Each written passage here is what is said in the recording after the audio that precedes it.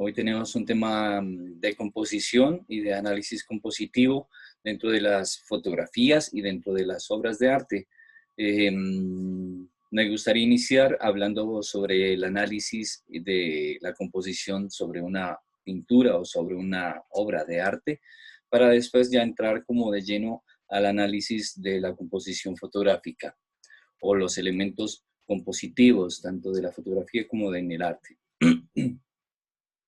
Entonces, la idea es comenzar a analizar no solo los elementos visuales, sino todo lo que hemos hablado. Nosotros ya, afortunadamente, ya hemos abordado parte, hemos abordado muchísimo dentro de lo que son retos, dentro de lo que son clases que ya hemos visto.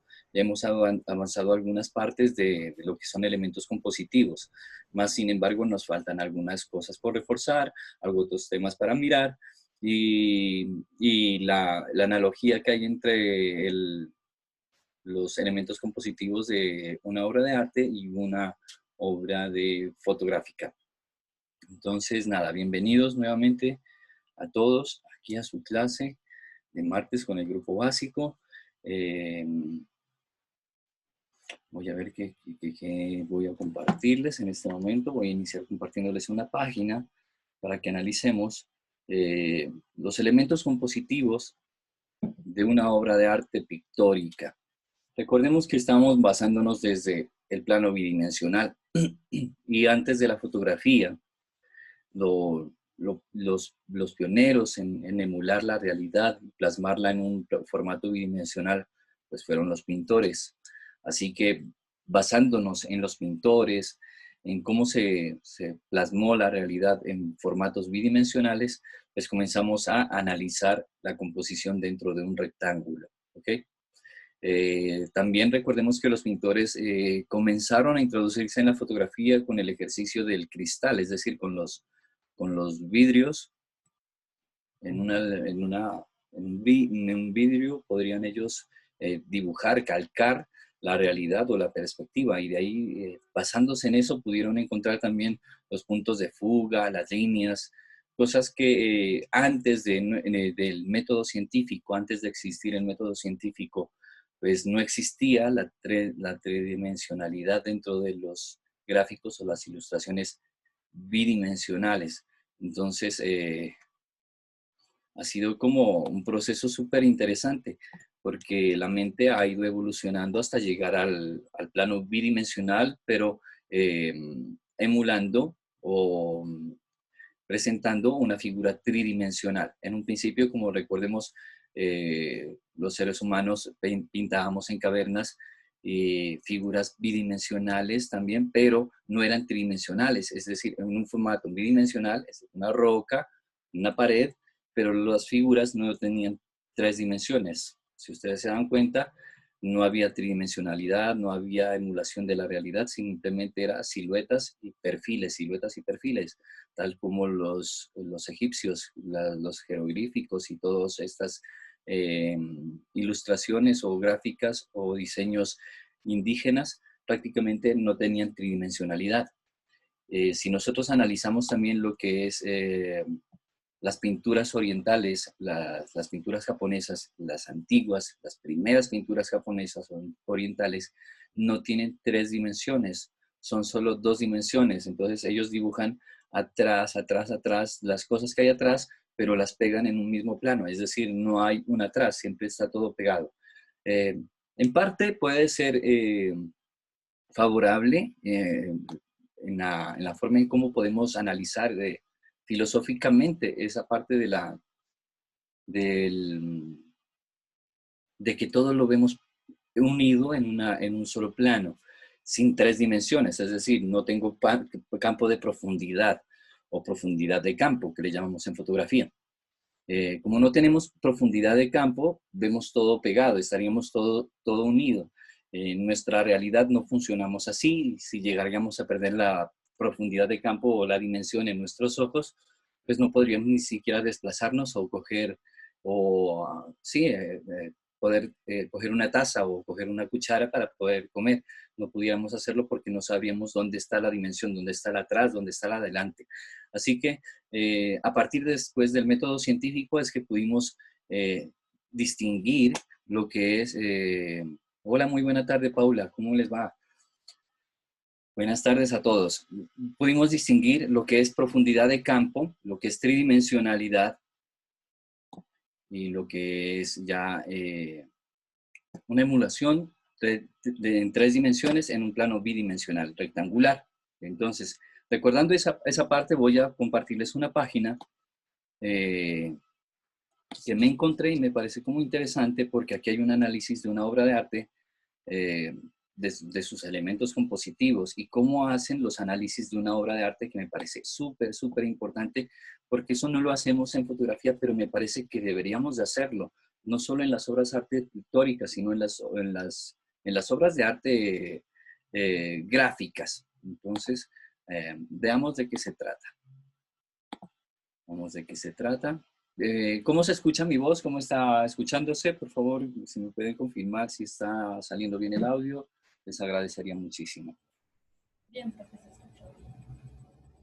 Vale, muchas gracias. Bien, Vale, muchísimas gracias, Paula. Bienvenidas a la clasecita, bienvenidos todos. Qué gusto tenerlos acá. Como les decía, quiero retomar este tema de lo que es composición, porque este reto que estamos haciendo en este momento, que es barridos y congelados, ya es un tema que vimos y que está dentro de composición, pero quisiera abordar otros retos que tienen que ver con el tema de hoy, composición. Es decir, no puedo avanzar en retos fotográficos si no tenemos vistos estos temas. Entonces será importantísimo empezarlos a ver, porque los siguientes retos que vienen tendrán que ver con el tema de elementos compositivos. Así que nada, bienvenidos. Tenemos este análisis de composición pictórica. Tenemos 3 cuadros en la primera entrada de la página y que me parece importante cómo las líneas dentro del trazo de los cuadros, veamos que es un formato rectangular, vertical. ¿Okay? Entonces ellos dividen dentro de un rectángulo vertical líneas para poder hacer su composición. Las líneas pueden ser en formato, es decir, tanto como diagonales, como horizontales y verticales. Esta distribución de las líneas hacen una división de nuestro rectángulo. Nosotros ya vimos parte de esto cuando hicimos el rectángulo y la división de rectángulo áureo y empezamos a ver los primeros elementos que era la división de tercios, ¿no es cierto? Entonces, va más allá, podemos nosotros hasta generar una nueva retícula compositiva, porque estas líneas que vemos aquí son retículas que algunos dispositivos ya las tienen o algunos programas ya las presentan.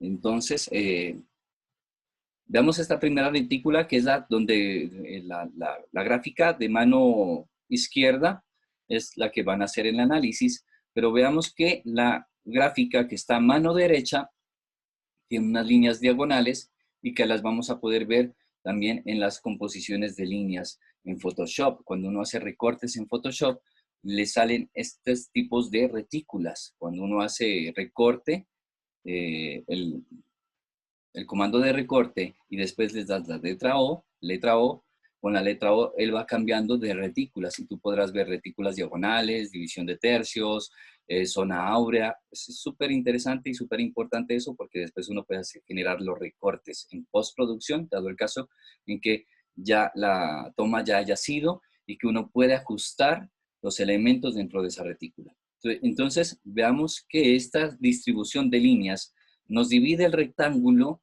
en una forma matemática que nuestro inconsciente ya lo tiene, tiene en su cerebro la lectura de estas líneas. Es decir, nosotros no las vemos, pero nuestro cerebro sí las ve.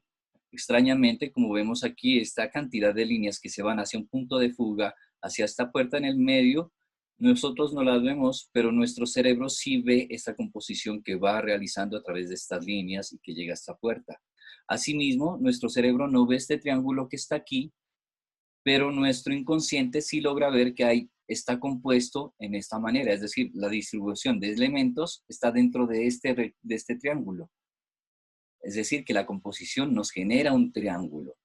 Asimismo, estos elementos se distribuyen en los espacios vacíos, miren, en el espacio que deja este triángulo y en el espacio que deja este triángulo de acá arriba. Llenan esos espacios que nuestro cerebro, nuestro inconsciente ya contiene. Ahora sí veamos cómo hacen ellos un análisis de una obra de arte para describir una obra de arte compositiva, artística, pictórica, ¿no? Entonces ellos hacen la fotografía de la obra, identificación de la obra, descripción denotativa y connotativa. Nosotros no hacemos eso en fotografía, pero me parece importantísimo. Ahora que lo empiezo a analizar, si uno hace el análisis denotativo y connotativo, tiene más fuerza y más cuerpo en la narrativa visual. Nosotros podemos llegar a una narración visual más descriptiva. Entonces, todo eso es importante. Y la descripción compositiva, aquí es donde sí toca algo ya paralelo a la descripción compositiva de la fotografía. Algunos temas, ¿no?, de fotografía. Entonces, veamos de qué se trata. Foto de la imagen, bueno, ellos envían su foto de la imagen, sacan las medidas, la técnica, lienzo, año, todo estilo, y sacan todo su tema técnico, o sea, la ficha técnica. Bien, aquí está la ficha técnica. Lo paso rápido porque este no es tan importante el tema que quiero ver. El tema que quiero ver son las descripciones denotativas, aquí.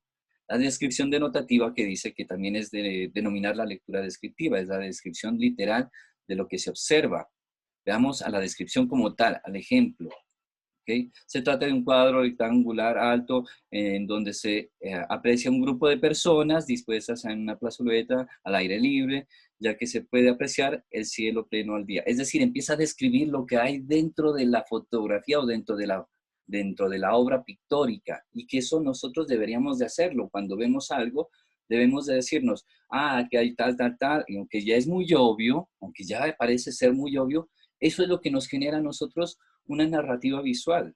Si no tenemos una narrativa visual, pues no tendrá un sentido de compartir esa fotografía. Pero si nosotros vemos, y así sea el cielo azul, así sea el cielo dorado, uno tiene que escribir un cielo dorado en el atardecer, en tal parte, sentimiento de tal, o sea, emociones también, transmitir emociones, ¿no? Es de escribir las emociones que uno empieza a sentir al ver esa imagen. Entonces, ellos describen aquí lo que ven en la fotografía. Y en la descripción connotativa, que es la lectura, se trata de matrimonio, es decir, algo como ya más psicológico. Primero es como lo que ves tú externamente, con los elementos que están ahí externamente, con los elementos. Es decir, estoy en la calle, estoy en el parque de Mosquera y describo un parque con personas sentadas en las bancas antiguas o en las bancas modernas, flores de colores tal, estoy en el centro del parque, es decir, describir todo lo que estoy, no lo digo escrito, lo digo es como mental, ese ejercicio tiene que ser mental. Y también esto de la descripción connotativa, porque ya uno dice algo más adentro de la historia que está viendo con los elementos eh, visuales. Lo que uno está viendo con los elementos visuales nos está transmitiendo algo emocional. Y eso algo emocional es la descripción connotativa. Por eso dice aquí, se trata del matrimonio de la Virgen María y San José, en donde el rabino conduce a la ceremonia. Es decir, ya se va como al elemento, al acto tal que nos deja una sensación, una emoción, mientras que en el otro simplemente nos deja una descripción de los elementos que están dentro del cuadro. En el otro ya se ve la acción, qué están haciendo, para qué lo hacen, qué va a dejar con esa acción, qué transmite con esa acción, cuántos símbolos se utilizan. Miren que aquí dice muchos símbolos que enriquecen el carácter religioso. Es decir, aquí utiliza un poco más de psicología, mientras que en la otra es un poco más figurativo. Regresemos ahí otra vez al tema de lo que son conceptos abstractos y tangibles, ¿no es cierto? Entonces, es más o menos algo así, que la descripción denotativa son como conceptos abstractos, mientras que la denotación denotativa son conceptos tangibles. Entonces, nosotros los conceptos tangibles, es decir, anteojos, celular, libros, zapatos, todos esos nos pueden ayudar a hacer una denotación, una descripción denotativa. Mientras que las emociones, la alegría, la tristeza, la amargura, el agobio, el estrés, todas estas emociones abstractas, conceptuales, ya serían como una descripción connotativa. Entonces, esto no lo tenemos en fotografía, este ejercicio no lo hacemos en fotografía. pero me parece que deberíamos de hacerlo mentalmente para enriquecer nuestro narrativa visual, porque si no tenemos narrativa visual no estamos compartiendo ningún mensaje, simplemente estamos compartiendo imágenes. Y la descripción compositiva, aquí sí ya toca temas muy puntuales que si tal vez empezamos a verlos en fotografía, porque ya se trata de la descripción de elementos y formas conceptuales de la composición, como línea, punto, plano, volumen, forma, color, textura, espacio, dirección, movimiento, etcétera. Y como lo veremos en fotografía, todos estos temas están. El punto, que es el centro de interés, recordemos que el punto eh, también es visible, pero también es abstracto. Es decir, el punto maneja los dos niveles. Es visible, es tangible, lo podemos ver, lo podemos coger, es un círculo, pero al mismo tiempo es abstracto, porque puede ser, yo puedo ser un punto, a lo lejos me ven a mí como un punto, mi cabeza es circular, es un punto, y si yo me alejo, ustedes me empiezan a ver mí solo como un punto, un garabato, hacer un garabato, un garabato, un garabato, es un punto, así que un punto es muy abstracto, pero al mismo tiempo lo podemos tener en nuestras manos, porque este celular es un punto. Sí, si yo me alejo, me alejo, me alejo, es un rectángulo, pero el rectángulo ya después de tan lejos se vuelve un puntito pequeño. Así que el punto es un concepto muy, muy complejo.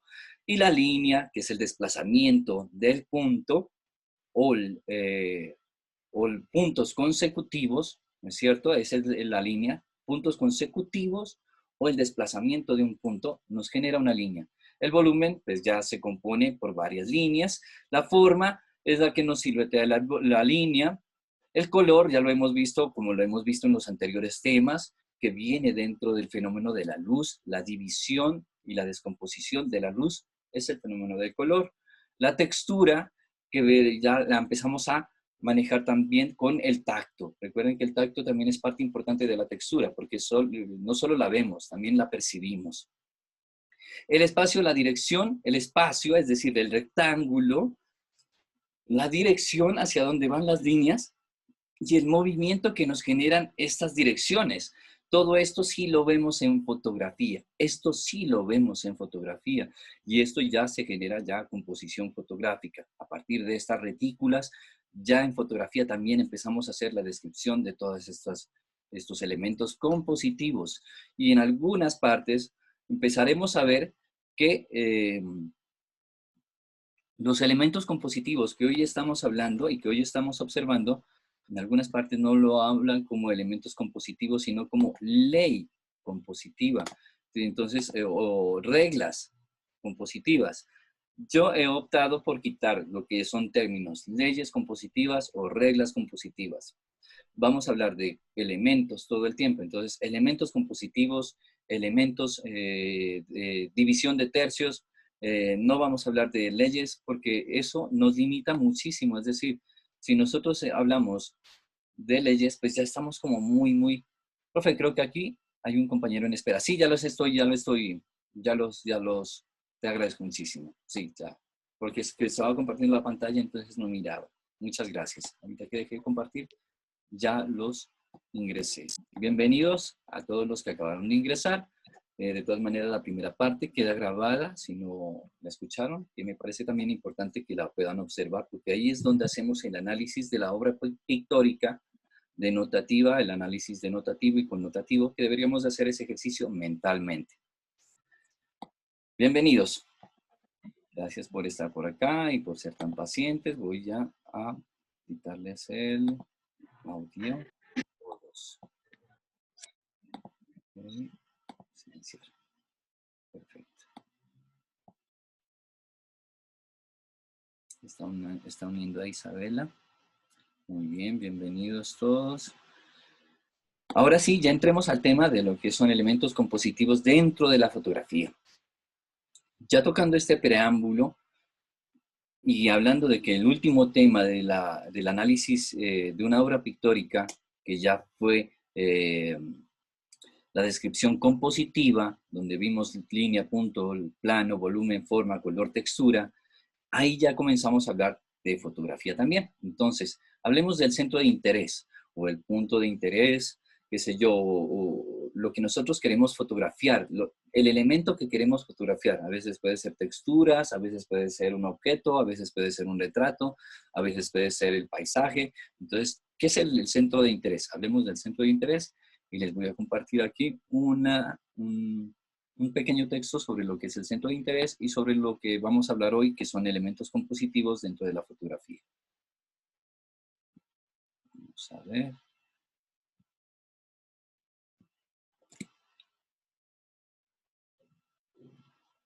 Muy bien, aquí hay un pequeño texto. Quiero compartirles este texto que es empezar a hablar.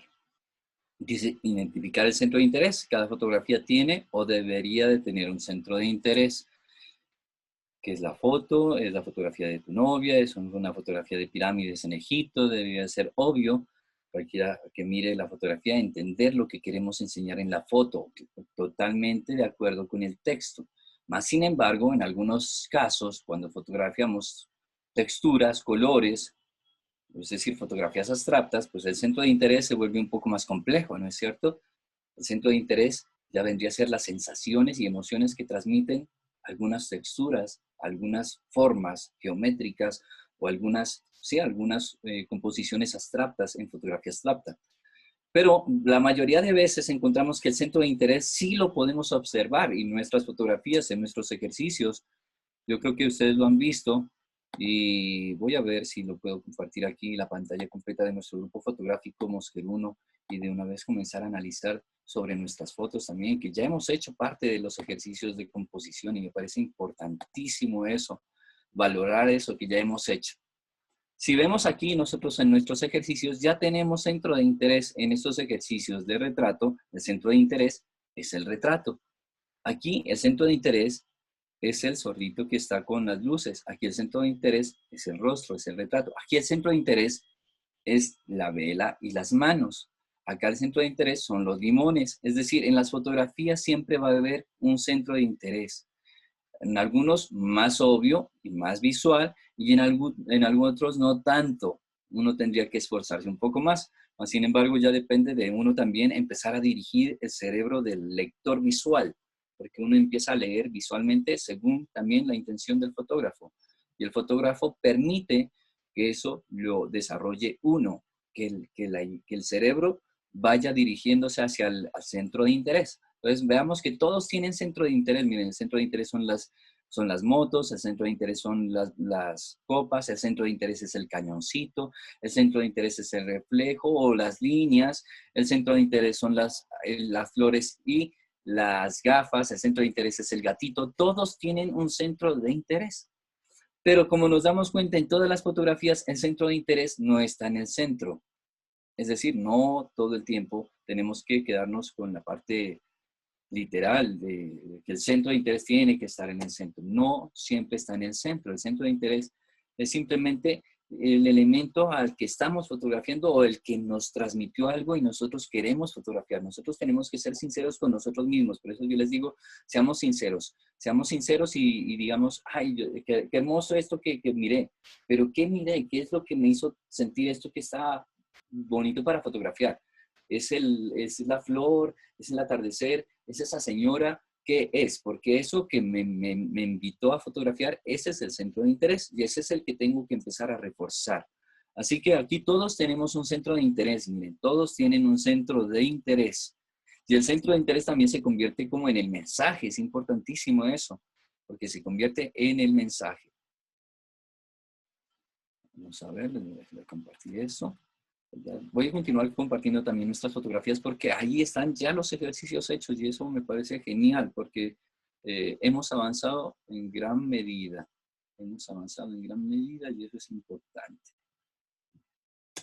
Centro de interés. Voy a ponerles una imagen de acá porque esta imagen de acá me parece súper bonita para hablar de ella. Este es un centro de interés, un perrito, un hermoso perrito haciendo su recorrido. Y miren que el plano es un plano neutro, es decir, la persona se puso a ras de piso. Si nosotros viéramos el detrás de cámaras de esta persona, él está acostado en el piso. Así que ese ejercicio es importante tener en cuenta y que lo hemos repetido. Si el elemento o el retrato o la figura o el ser es pequeñito y nosotros queremos hacerlo ver como es él, el personaje, pues tenemos que bajarnos a la estatura del personaje. En este caso, lo vemos al perrito grande, lo vemos en una dimensión real. Si él estuviera haciendo un picado, es decir, en la zona de confort, de arriba hacia abajo, no lo viéramos así de bonito, no tuviera esta gracia, esta transmisión de mensaje tan bonita. Entonces, el ejercicio siempre es eh, utilizar todos los medios, movernos, acostarnos, no importa que nos ensuciemos un poco, no importa, las fotografías van a ser geniales. Y aquí vemos el ejercicio que hay un centro de interés, es el perrito. Y el perrito se vuelve un centro de interés porque hay un desenfoque en la parte de atrás. Ese desenfoque en fotografía le llamamos o lo denominamos como efecto bokeh. El efecto bokeh se genera por la apertura del diafragma. Cuando son lentes demasiado abiertos, el diafragma empieza a desenfocarte en la parte de atrás. Así que si nosotros tenemos un lente, un objetivo, con un diafragma muy abierto, pues va a generar muchísimo más desenfoque. Nuestros lentes no generan desenfoque, es porque nuestros diafragmas son cerrados.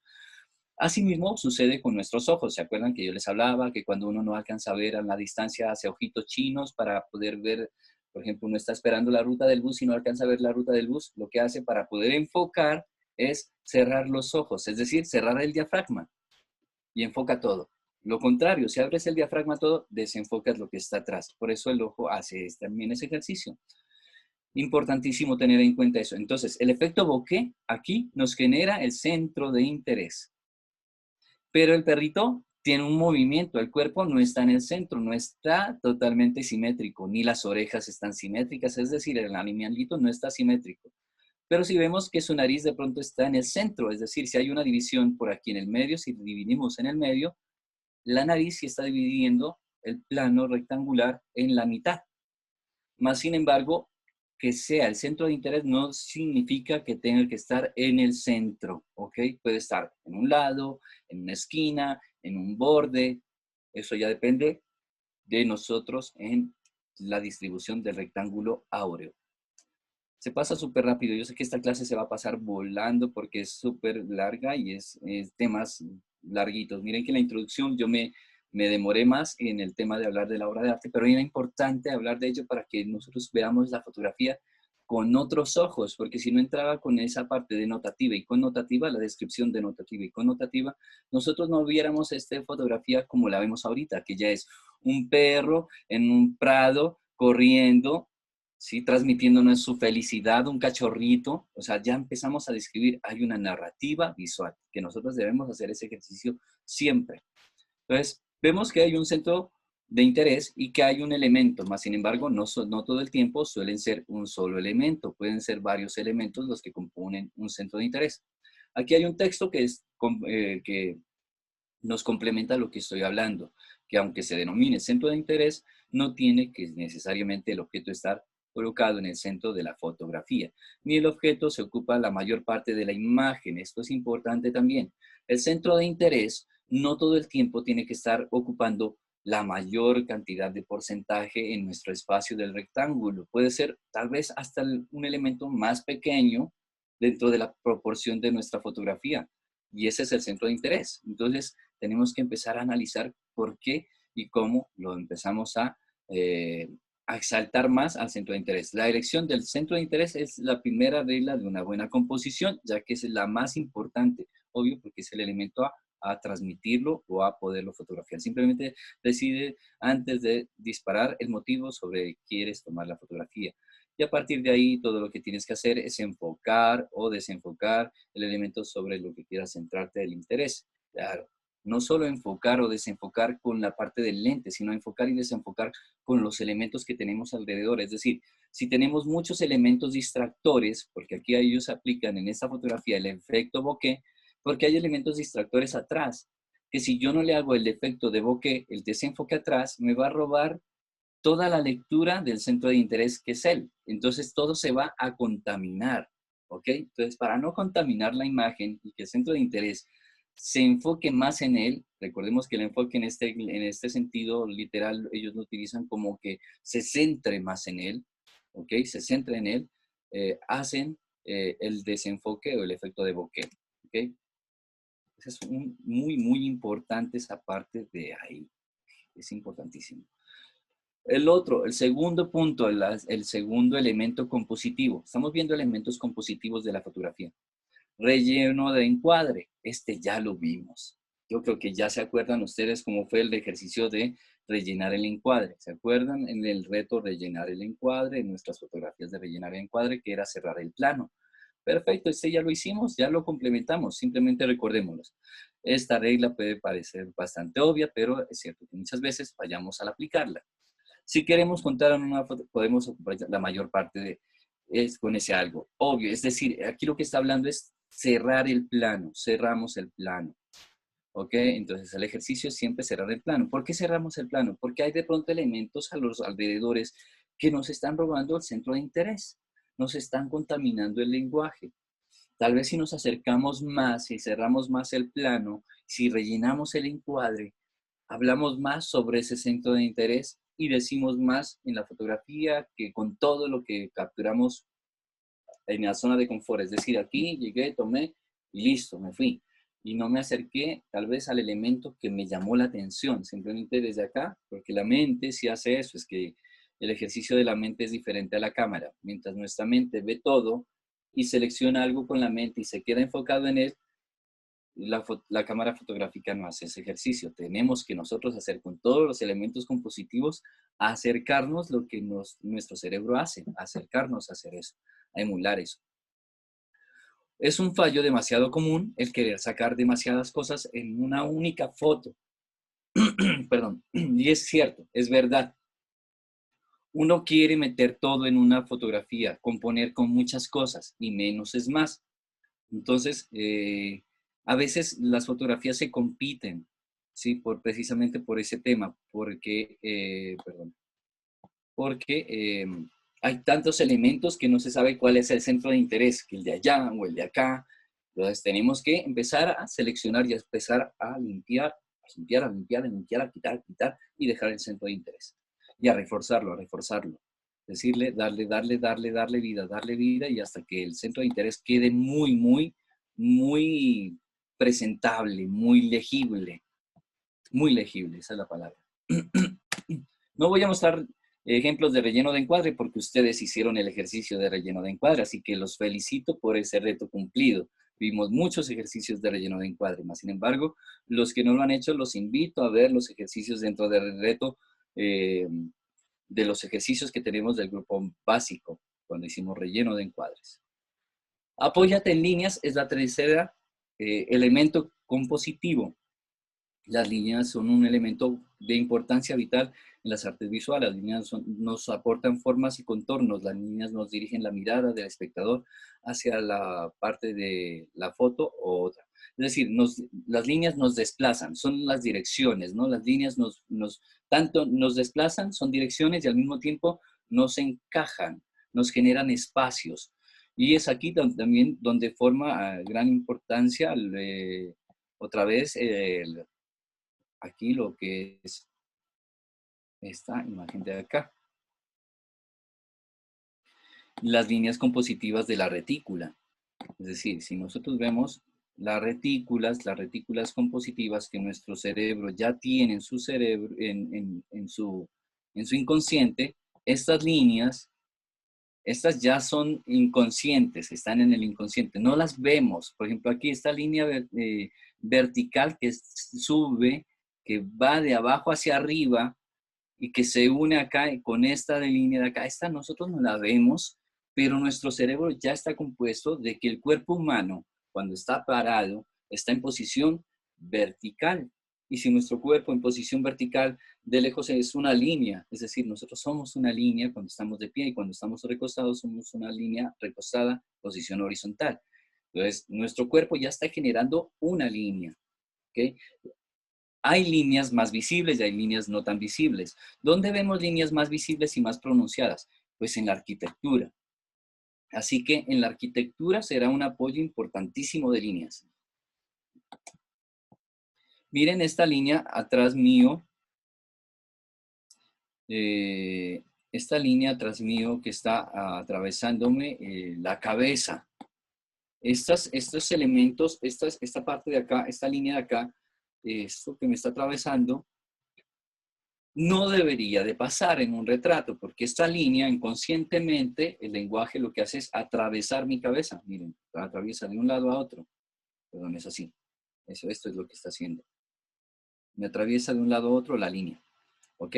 Entonces, estas líneas que están visibles, que sí las vemos, que están en la arquitectura, que están en la naturaleza, que de pronto no son tan rectas, pero que ahí están en el horizonte, en las montañas, en el mar, en el agua. Estas líneas tenemos que empezarlas a analizar y a ver en qué manera las podemos utilizar para componer nuestras fotografías. Una fotografía de ejemplo que tengo aquí, voy a mostrárselas. Es el ejercicio que también va a ser para mostrarles el apoyo de barrido y congelado, que en este momento está también en reto, ¿no? El reto de barridos y congelados. Los invito a participar en ese reto tan bonito porque visualmente es genial. Entonces veamos el apoyo en líneas en este ejercicio fotográfico. Miren esta fotografía, cómo hace el apoyo en líneas en esta fotografía. El apoyo en líneas de esta fotografía está en la arquitectura, es decir, cómo tomó la calle. La calle tiene un ángulo donde se pierde, es decir, hay una dirección de entrada. Miren que aquí entra de izquierda a derecha. La dirección es de izquierda a derecha. Ustedes no entran, la imagen no entra, o por lo menos yo, mi cerebro no lo hace así. Mi cerebro entra desde donde comienza este efecto visual de barrido. Y este efecto visual de barrido me lleva hacia el carro. Y las líneas me generan la composición. Las líneas que genera la dirección del barrido. Pero al mismo tiempo, estas líneas del barrido, lo que genera estas líneas del barrido son las líneas de la calle. Es decir, si no existiera calle, no existiera esas líneas de barrido. Es decir, me apoyo en la arquitectura para generar el apoyo en líneas. Así que los que hacen street photo o fotografía de arquitectura, pues tendrán